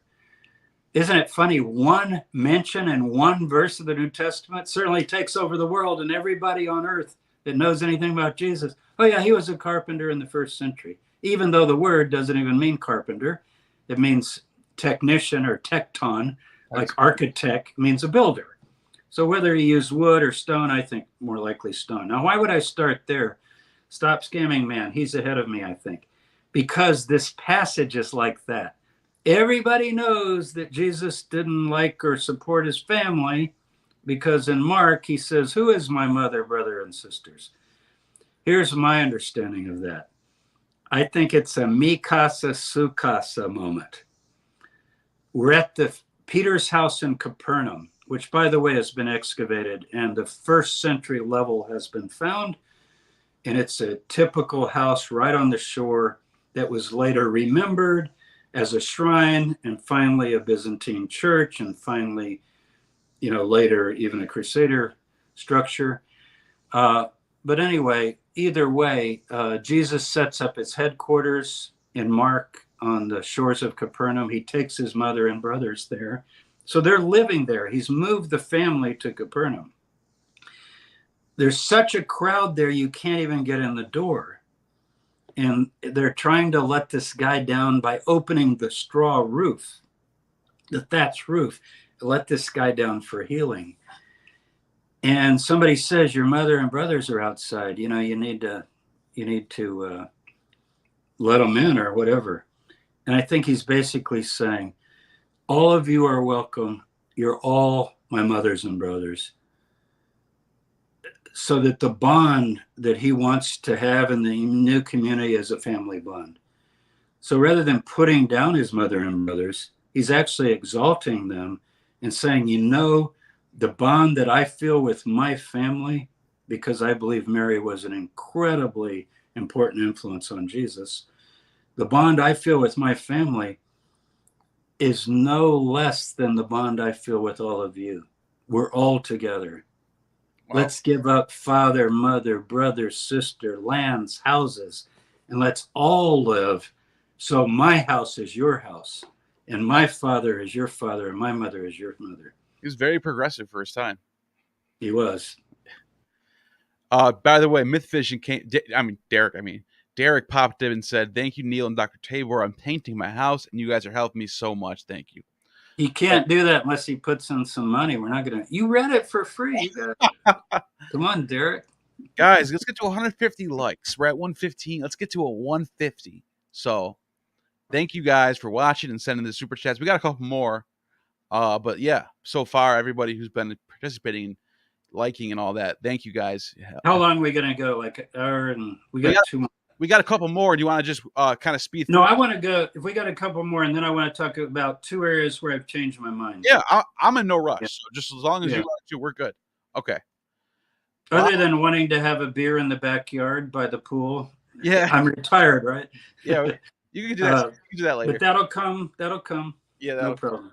Stop Scamming Man drops a 20 this time and says, while apologists clutch at straws to make the OT fit Christianity, Isaiah 9:6-7 speaks of a child being born who will rule and be called Mighty God and Everlasting Father. What sort of being is Isaiah describing here? Okay, this is that Pele Yoetz El Gibor Avi Ad Shar Shalom, right? He's giving me. What is that? Wonderful counselor. Hezekiah, right? Pele Yoetz El Gibor, Mighty God, Avi Ad, Everlasting Father, Shar Shalom, Prince of Peace. I would understand that, like many other names, to be a name of praise for the one wonderful in counsel. This same phrase, Pele Yoetz, is used elsewhere. If you check it, Stop Scamming Man, get your, whatever Bible concordance program you use and look, you'll have to probably use the Hebrew to find it, Pele Yoetz. But God is called great in counsel. So it's like saying, wonderful in counsel is the mighty God, the everlasting Father, the Prince of Peace. And Prince throws people off because we think prince and king are different, and they're not in Hebrew. Both just mean ruler. Malak, king, to rule, and Right. Sar, just to rule. So it's not the old English thing of the king and the prince. You're just a prince. Guinness Sar, the garden of the king, is a town by Migdal. Because is it Hezekiah? Who is it? I'm starting to think, and I'd love to hear what Stop Scamming Man. He might have to put in another $10 to answer us. We'll read his answer. But I think it might be Isaiah's child. Sure. Because he goes on to say that my children are signs and wonders of what the Lord's going to do, which is what? Emmanuel, showing the presence of God with us. And then he talks about these children. So take a look at all of chapter 8 into chapter 9, because remember, chapter 9 continues this. Yeah, of course. That's the thing. You got to do. Start with 8, go into 9, and then 9, maybe till the end of 9. And I think it works out to be just like Maller, Shaller, Hashbaz is a kid's name. It's a message. So the message is that God is going to do wonders because he's wonderful in counsel by bringing this child. It's not that the child isn't remarkable, right? But the child's going to sit on the throne of David. And I would say this real quick, just before we get to the next one. No matter what you think, if it's Jesus, if it's Isaiah, or if it's Emmanuel, or if it's Hezekiah, read the whole chapter. Don't just read the one sentence and make a claim what you think it means. Get the whole context of the book. Read the whole book, and then you make a educated choice on what you think it means. Right? Well, start with 7, go through 8, all the way through 9. Right, and then you'll have an idea. Okay. Yeah. Imposter suspense. Oh, excuse me. I had to fix my phone was vibrating. Imposter suspense. Any idea how James really died? Different way. Maybe in Josephus and Eusebius. Yeah. Of course, Eusebius is depending on other sources, Hegesippus and so forth. So, but he is the way we get it. It's kind of like the last Hashmonean king was Antigonus. Okay, his name is Antigonus. I did a show with Derek on this. It's going to come out. And we have DNA on him, and his ossuary has been found. It's really interesting. Wow. Now, why do I mention that? I mention that because we have a report that he was beheaded, and we have another report that Mark Antony crucified him. So what is it? The skeletal remains seem to show both.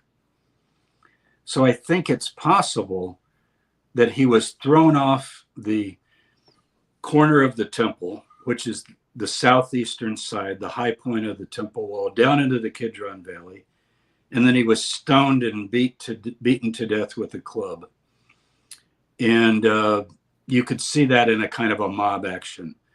Throw him off the wall and then beat him to death. And I think there was a burial of some type in the Kidron Valley. And we have later references to his ossuary being moved up to the Mount of Olives up to Mount Zion, which is the southwest hill, the highest point where I've excavated now for 10 years. And that's during the 4th century when the Byzantine church is going to be built into the 5th century. the Holy Mother of God Church, honoring Mary, and they bring James Ossuary up from the Kidron Valley. Then it disappears. And of course, if you believe that James Ossuary is in fact James, the brother of Jesus of Nazareth, there's new evidence now that it came from the Talpiot tomb. And by that, I mean the tomb with Jesus and the other folks in it. So Fascinating. Okay. So Topic Discussed, by the way, is a channel you want to subscribe to. It's a good friend of the channel, good friend of Derek, good friend of mine.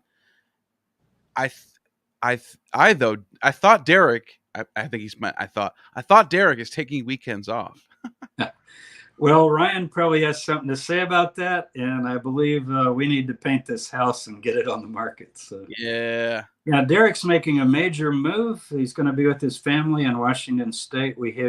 I live in North Carolina, so I love having him here. But yeah. Anyway, Stop Scamming Man is back for another. Says it boggles the mind of how little there is on Jesus' sisters, even in later Gospels. Even in Catholic tradition, which is full of stuff on associates and even among liberal fiction writers and eccentric revisionists. Good point. Absolutely. It's a really bad and unfortunate thing. And it's part of the culture. Mark 6:3, James, Yose, Simon, Jude, are these not his brothers? Are not his sisters with us? Like what, they don't have names? We've got some traditional names that pop up, Maria, Salome, and Sarah. But, they're never called the sisters. Richard Bauckham, I highly recommend his book, Jude and the Relatives of Jesus. Highly recommend Richard's work on that. It's the best work on the family. He tries to find anything we can find. But the problem is pretty transparent, I think. Brothers are a problem enough, but why have sisters that become even more of a problem? Because Mary's declared to be not only virgin, but ever virgin, right? And ever virgin means what? Not only was she a virgin when she became pregnant with Jesus, and that did not involve a man, that's the faith, but also those brothers and sisters are not her children. So even though she's a Jewish woman who gets married and Joseph knows her, according to Matthew's tradition, right after the birth of Jesus, she doesn't just live like a normal Jewish woman and have children. She becomes, let's face it, a sister, a nun, and part of a 4th and 5th century Catholic piety that Shoemaker has written so much about, Marian devotion in the early church. Sure. And it's so important. Stephen's work is just the best. There's nothing better. My book, I stand in his shadow. I don't know if he'll agree with all of my book, but it's called The Lost Mary. And I run to the hilt with the other interpretation that she has 7 to 9 children. They are biological children. She's a Jewish woman. She gives her children these Hashmonean names, these messianic names, and she is a very important figure in early Christianity. I wish we knew more about the sisters, but we don't. But the same thing has happened with Mary Magdalene, who just shows up at the end and at the cross, and all of a sudden she's in charge of the burial and hanging out with the mother and maybe the sister Salome. Who is she?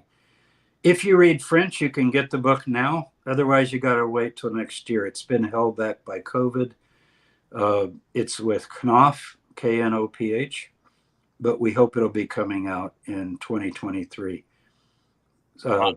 Big plans for that book. I want to give this woman her life back. Yeah. She was I think, a fierce woman who raised these 2 boys, at least the 2 we know, Jesus and James. They're pretty towering figures in the 1st century. So Change the a world. lot of my colleagues are probably going to go, oh man, there you go again, making all this stuff out of very little evidence. But wait till you read the evidence. You got to look for evidence. You got to there's sources that survive later that we can extrapolate and connect with sources that we know. It becomes like a trail Yeah, that you follow, and you go, oh my God, there's another clue. I think it goes this way, and you keep following the trail. absolutely. Anyway, so JC with the $10. Thank you for the super chat. What influences did Platonic ideas have on the Pentateuch? Paul, do you find Russell Gamerkin's scholarship convincing about the creation of the Hebrew Bible being in Alexandria? oh boy, Russell and I email each other, and we know each other from the past in a tangential way. But I have to say, I haven't read his books. I know quite a bit about what he says. I do know that he is one of the few people that, without doing the formal academic route of becoming a professor and, you know, building notoriety and so forth, his books have been accepted by very critical scholarly presses, and everybody feels that Russell is somebody Absolutely. to deal with. And he certainly is. And he's just a hell of a nice guy. And he's very modest, but pretty determined. And I would really hesitate to wager an opinion on that. My tendency would be the other way, to see some of the materials that make up the 5 books of Moses, so-called, as being embedded in much earlier materials. But again, isn't it nice when I can say it's about 1,000 years out of my field? Although, if Russell's right, it's sort of getting close to my area, because I do work on the Hellenistic period. So I think I better read his stuff. I will You say, know, I have been learning Greek lately. I'm taking Greek classes, and I the Septuagint, Old Testament, the first Genesis 1:1 matches up with Hesiod's. And so in the beginning, God created heaven and earth. And then you Yeah, look at Hesiod, it says, in the beginning, chaos brought forth sure. Gaia and Aranos. Same 2 Yeah, words in Greek. So it's like, if he's right, he's onto something. That's all I'm saying. yeah. I And can't. the thing is, though, and Russell might deal with this, you're going to find this kind of origin story, though, in Babylonian and Sumerian materials, and I'm sure he deals with that, and in some Egyptian materials, and some Sanskrit materials as well, with some of their mythology. So again, totally out of my field, but JC, I appreciate the contribution. Absolutely. Jennifer Silvis, wardrobe malfunction, hem of his garment? It's a good question. Maybe. I don't know if that's what he meant or not. The hem of his garment is, if you put it into Hebrew, it's the tzit. It's these cords that you see on a Jewish prayer shawl today. Or if you're talking to somebody who's an Orthodox observant Jew, they wear a kind of a cotton t-shirt. It's not really a t-shirt. It's kind of a vest, could be a t-shirt that goes under their clothing. And they either let those hems come out or not. Those strings, we would call them strings, or fringes is the proper name. But apparently in the 1st century, we know something about this. This was woven into the garment, these tzitzit, as they're called, and they were dyed blue from a certain snail in the Mediterranean. And they were very holy. Yeah, they call it to kill it, right? Okay. And so that would not be so much a wardrobe malfunction as just her being down on the ground in a crowd and reaching up under and grabbing, just, you could say, the coattail of somebody in a long coat or something like that. Now, let me tell you about another wardrobe function that is a wardrobe function that might interest you, Jennifer, for your $1.99. And that is in the Dead Sea Scrolls. Go to the community rule, the Syriac, Hayakat it's called. You can get any Vermes, Vermes, English translation, first document in there. And it lists at the end all the violations and what you're going to get punished for. For example, what if you spit during the assembly? Wow. You know, Or what if your robe comes open and your private genitals get exposed during the assembly? Presumably not on purpose, but you just sit a certain way. Each one of those gives a penalty. I forget what it is, something like you got to go 3 weeks outside the camp. And they had these caves. I helped excavate the caves with Broshi and Eschel years ago, where we think the penitents would have to go and live, but they're outside of the holy area of Qumran. Now that would be a wardrobe function. I wonder if it's ever happened to a prophet, to like the prophet or who, like a almost Messiah figure, and like. Well, Isaiah goes naked. Do you remember that? That's right. He goes naked. So yeah, that's a crazy part. Yeah. Yeah. All so right. If you have, I want to wind up the super chats, but I don't want to cut off anybody that wants to give to Derek. How many more do you have there? We got a couple. I think we have like 2 or 3 left. Yeah, okay, let's do it real quick, and then let me just finish up with how my mind has changed and stayed the same. Of course. In 45 years. Jason Cachulo, older reliable gospels. Who was real Jesus? I guess it means, are there older reliable? I think chronology and looking at the gospels chronologically goes a long way. You can find, if you go from Mark to Matthew to Luke to John, staying with those New Testament documents first, almost any issue you're going to find a progression of theologizing and mythology. In Mark, there's no virgin birth. In Matthew, it's not clear that there's a virgin birth, maybe, but there's a pregnancy of a married woman. Luke, definitely a virgin birth. Mary goes, I haven't known anybody. John is more incarnational, like, oh, the word became flesh. So it gets higher and higher, more and more elaborated. Same with the family of Jesus. Luke doesn't even mention the brothers. He's reading Mark 6. He covers the chapter and he goes, oh, the brothers, yeah, their name, but I don't really want to emphasize them. I'm not going to put that in there. And Luke has rewritten Mark. Remember, he's rewriting Mark. So you see this tendency. So it doesn't mean Mark is the best, but it's where to begin. I would also begin with the 2-source sayings material. I think a lot of that is really early. And then I think you have to move on and you have to look at each source in terms of where it comes from, what we know about it, what we call the Sitz and Leben, what is its context and so forth. The Gospel of Thomas is one that many scholars include as really, certainly the Jesus Seminar and Krosnick felt that it was really important. I would give it less weight, and yet I do find within it, based on April DeConnick's work, which is just the best, she thinks it's emerging from the community of James the Just. And of course, he's referred to.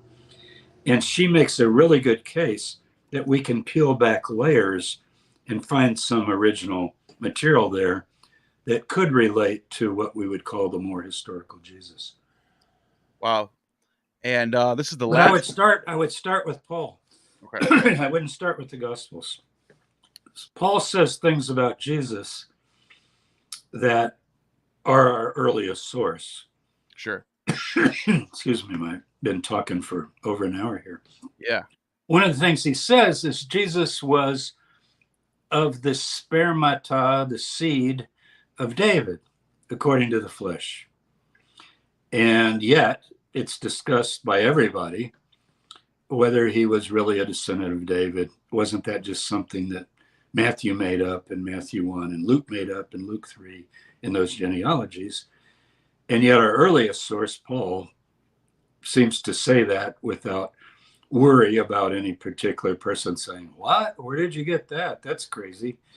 And he is writing to, one of the major Christian groups, and it's kind of a formal treatise. He wants to be on his best behavior. So I would start with Paul. You don't get as much as you want, but he certainly mentions the crucifixion. He talks about who crucified Jesus and why. And you can get more from Paul than you would think. but it's kind of by the way stuff. But by the way stuff sometimes is better than concocted stuff, right? If I mention something in passing, it's just, oh yeah, that. But if I concoct it and build it up, I'm maybe trying to create something that is secondary. So you can get a lot from Paul on Jesus, more than people think. Great answer. The last one is from B Bear, and it says, is there much evidence for historical Thomas? Boy, Thomas is the thing. You know, when you look at the 12 apostles, B Bear, it's really interesting that I ask my students, usually I do these things the first day of class. This is my Jesus class that I used to teach for 40 years. And one is, was Jesus a Jew or a Christian? What was his profession? And then I go, who can name the 12 apostles in order? Or if you don't get the order, let's try. So I do it on the board with them. Usually I go, Peter, Andrew, James, and John. Well, we got 4. We got 8 to go. Let's do 4 more. They'll go like, Philip, Bartholomew, or is it Thaddeus? Who is it? Who are the others? Come on, Neil. This is your quiz. There's 2 Simons, right? Simon the Zealot. No, wait. The second 4, you got to do them in order. Oh, I forgot where you started with. Peter, Andrew, James, and John. Those are the fisherman brothers. Okay. And then Thaddeus, Philip. Simon the Zealot. No, I'm going to wait on him. He's part of the list. Judas. Yeah. Judas. Okay. We got Tom. Yeah. Anyway, the point is, usually they will get Thomas. They'll get Thomas because there's this good story about him. There's one good story about him, right? The Doubting Thomas story. Right. So is there good historical evidence? Just that he's named in all 4 lists, and we have this one story of him. So, you know, it means the twin, which is one of the questions and problems. And then we got the Gospel of Thomas, and the name that's in that letter as well, or that document, whatever you want to call it, that treatise, that collection of Jesus sayings. There's later traditions of where he went, but you're going to find on a lot of these traditions, when people trace them, they end up going to the 2nd and 3rd century with these legends. Right. Oh yeah, Thomas went to India and he was killed by an elephant. What I always ask when people quote things is, what is the earliest source you know for that? Right. And often people don't know the source, but Wikipedia even has that. And you'll find it's going to be late 2nd, early 3rd century. So it's really hard to jump back. Yeah. I would go with the 12 names. I think they're out there enough that maybe they're real. Now, I did want to say that the Jewish sources give different names for the apostles. Yeah, I remember that. Did you know that? Yeah. And some of them correspond and some of them don't. So that's kind of interesting. And whether they're making fun of them with these funny little nicknames, some people think, we're not sure. So yeah. But I would say no, there's not much evidence for historical Thomas. But you know, I'm not so much into thinking these characters were made up as that they were embellished and became kind of the way in which you would spin around them a certain story. Like if you say, what's the historical evidence for Thomas meeting Jesus a week afterwards and putting his hands and or his fingers in his side and all that? I mean, there's no historical evidence for that. There's a report in John. But the reports of resurrection in John 20 are very problematic, as in Luke. Yeah. The ones in Luke 24. Those are the most problematic. Right. The earliest is Mark, and there are no appearances. And that's probably the earliest view. And my own view is that Mark's community believed that Jesus experienced what we call apotheosis, or ascent to heaven immediately. Right. And that he left his clothes behind, you might say, his body behind, and was transformed into a life-giving spirit, according to Paul. And that's another subject. Yeah. So why don't I finish up with a couple things that I wrote down, because Derek asked me to think about this. Yeah. The first thing I would mention, I'm going back to grad school, what I first assumed and knew that now I think I was incorrect on, okay?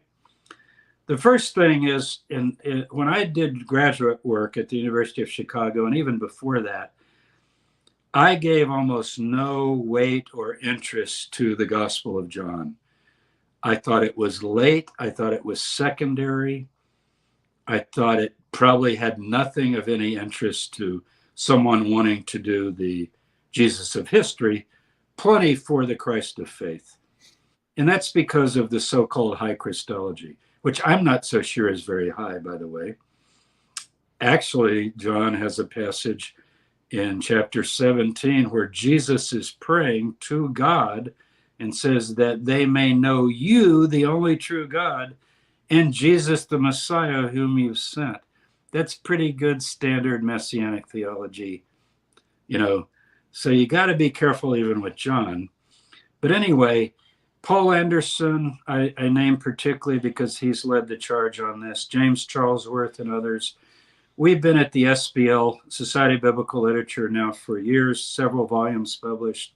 I've got a couple papers out on this, in which we try to show that the Gospel of John has these composite layers, and there's actually a narrative framework that should really be considered.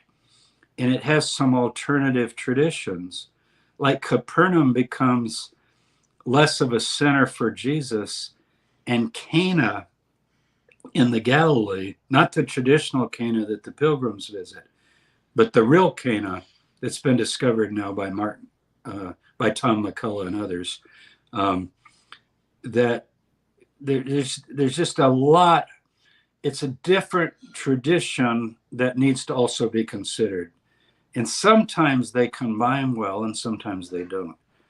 So I have changed on that. If, you know, when I first began my work, I would do John in one day, 2 days. If I'm doing a historic, oh, well, then there's John. There's not really that much in that. And I was thinking more of my evangelical Christian students that carry around a little Gospel of John, like, this is all I need. Believe in Jesus. He died for your sins. You go to heaven. John 3:16. That's my favorite all you verse. need. Yeah. That's John's all you need. And he's been translated more than any book of the Bible, by the way. Wow. So you can understand why. Right. So I've changed on that. And I've actually used John to guide some of my archaeology. And I think we've found some pretty good confirmation. Like Pool of Siloam is now uncovered. You're going to go there with me, Neil, you and Derek, and all kinds of things. Pilate's judgment seat. John has that down very square, and everything fits. The fact that Caiaphas is the son-in-law of Annas, the high priest, and yet Annas still controls all the power because he has 5 other sons. I believe it's 5, might be 6, that are also high priests, including him. It's a mafia. It's a first century priestly mafia. The same family that kills Jesus kills James, the brother of Jesus. That's Annas, son of Annas, in the year 62. And so maybe 63. We're not sure exactly the date of that. 62, 63. So I've changed on that. The other big change, if you take my book, Paul's Ascent to Paradise, it's my new book. I should hold it up, I guess, just so people can see it. Oh, I can show it on the Amazon if you want. Yeah, I like to hold it, but you can show it.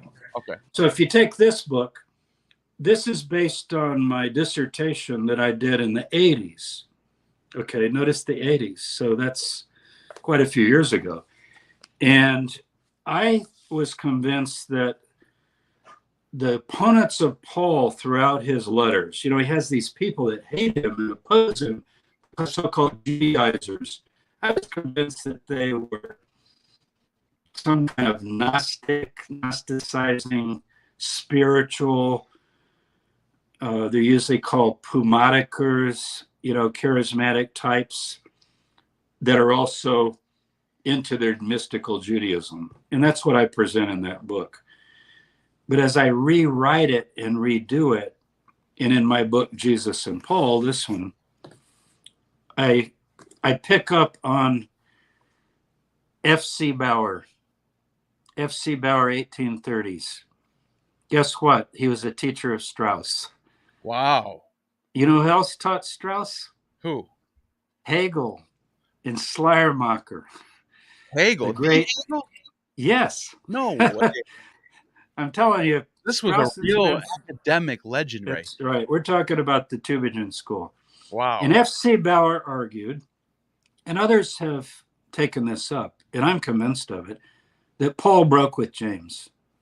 That James and Paul have a lot of friction, and he finally broke with James, and James with Paul. And the book of Acts is very carefully trying to cover this over.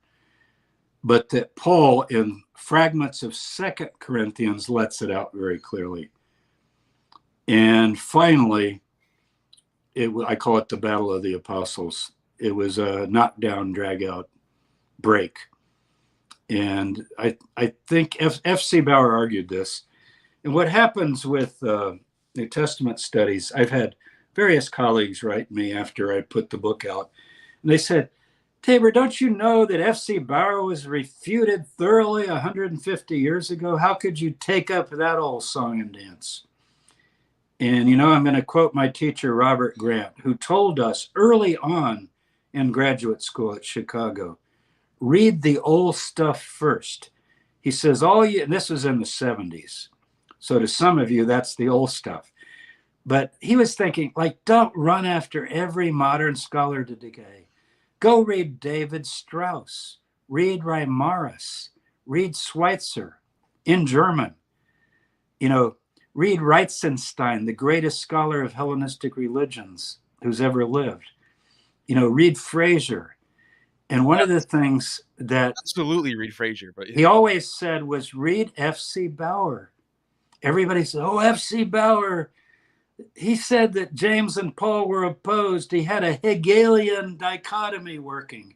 Well, it did happen to be a Hegelian dichotomy. But guess what? Every movement that's ever split is a Hegelian dichotomy. How about red and blue states today?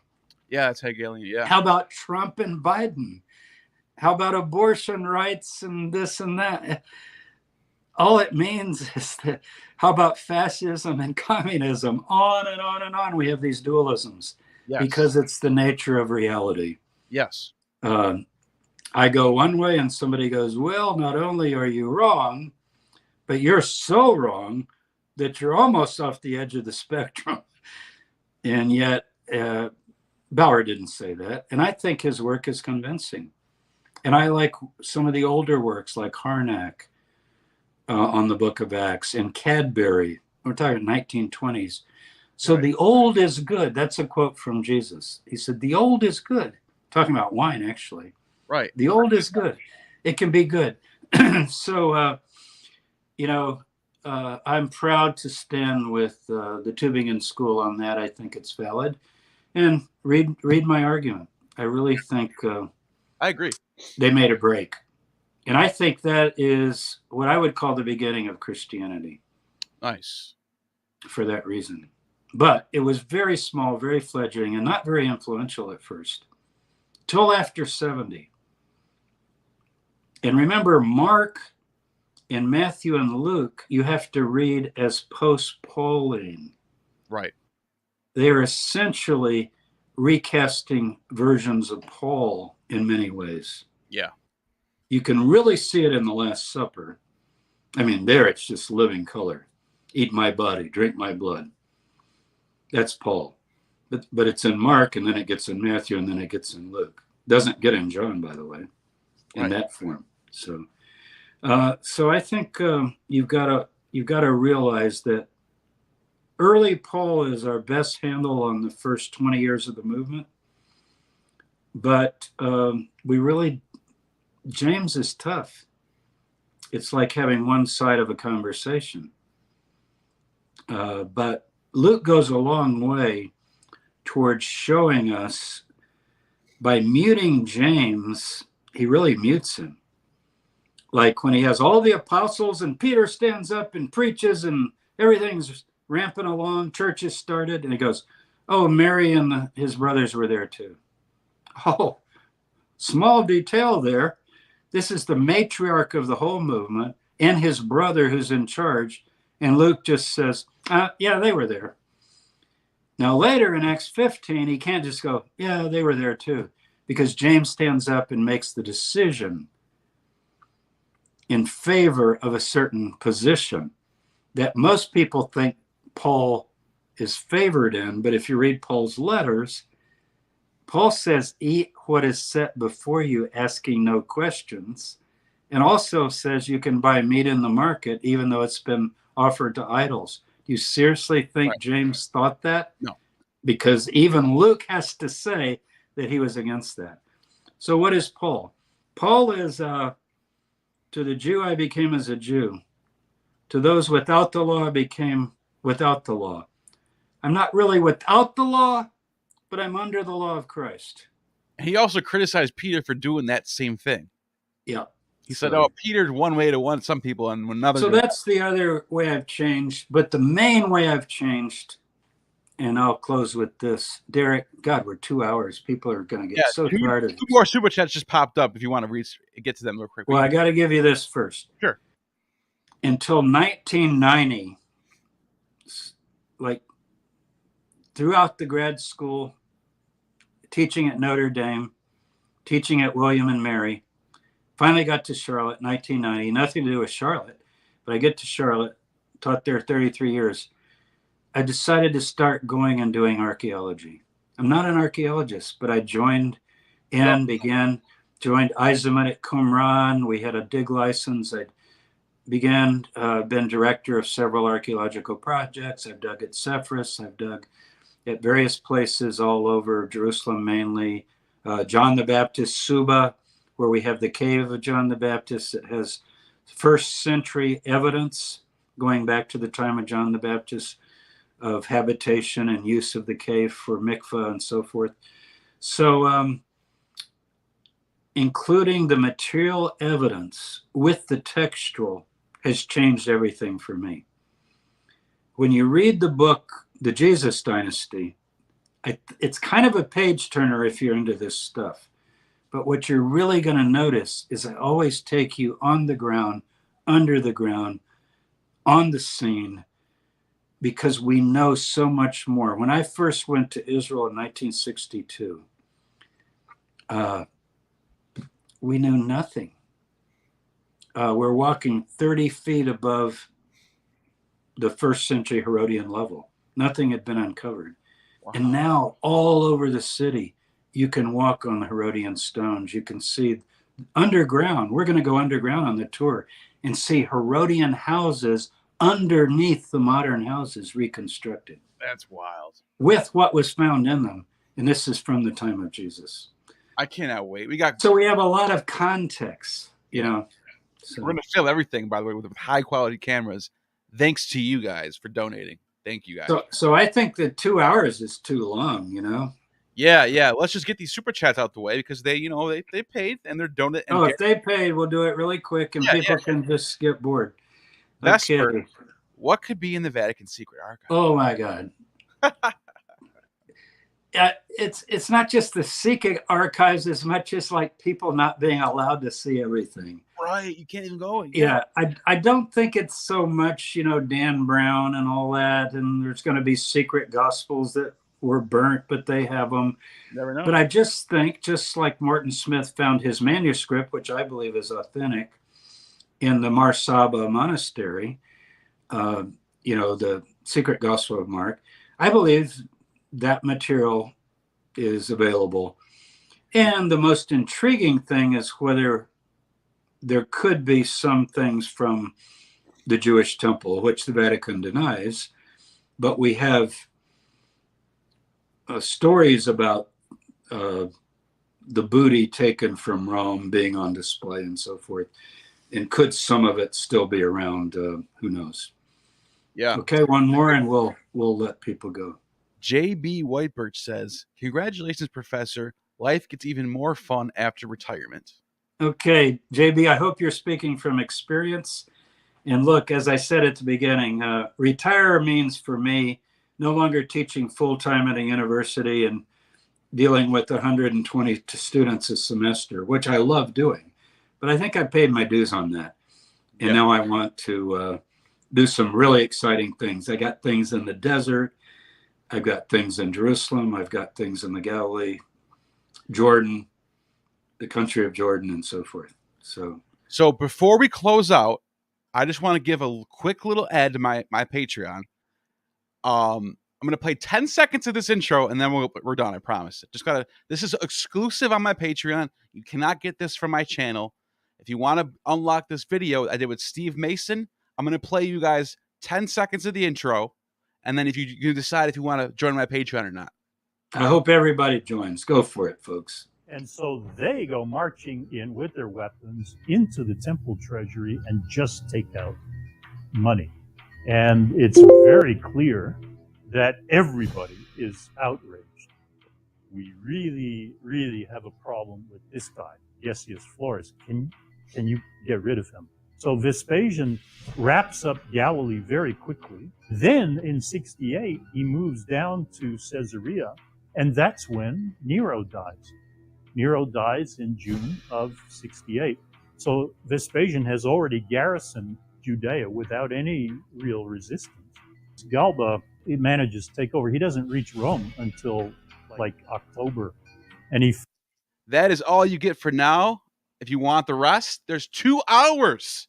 Just to hear Steve Mason, I'm telling you guys, Steve is just the ultimate on really deep, not just Josephus, but thinking so deeply about the period. I mean, listen how he was talking right then. He knows this stuff like the back of his hand. Yeah. Listen, I'm not kidding. The whole 2 hours was him talking like that. He tells the whole story. We start at 66 and we end at 70. He just tells the story of how it all happened. And he has those great maps, or maybe those are yours, but he always has good illustrations. Yeah.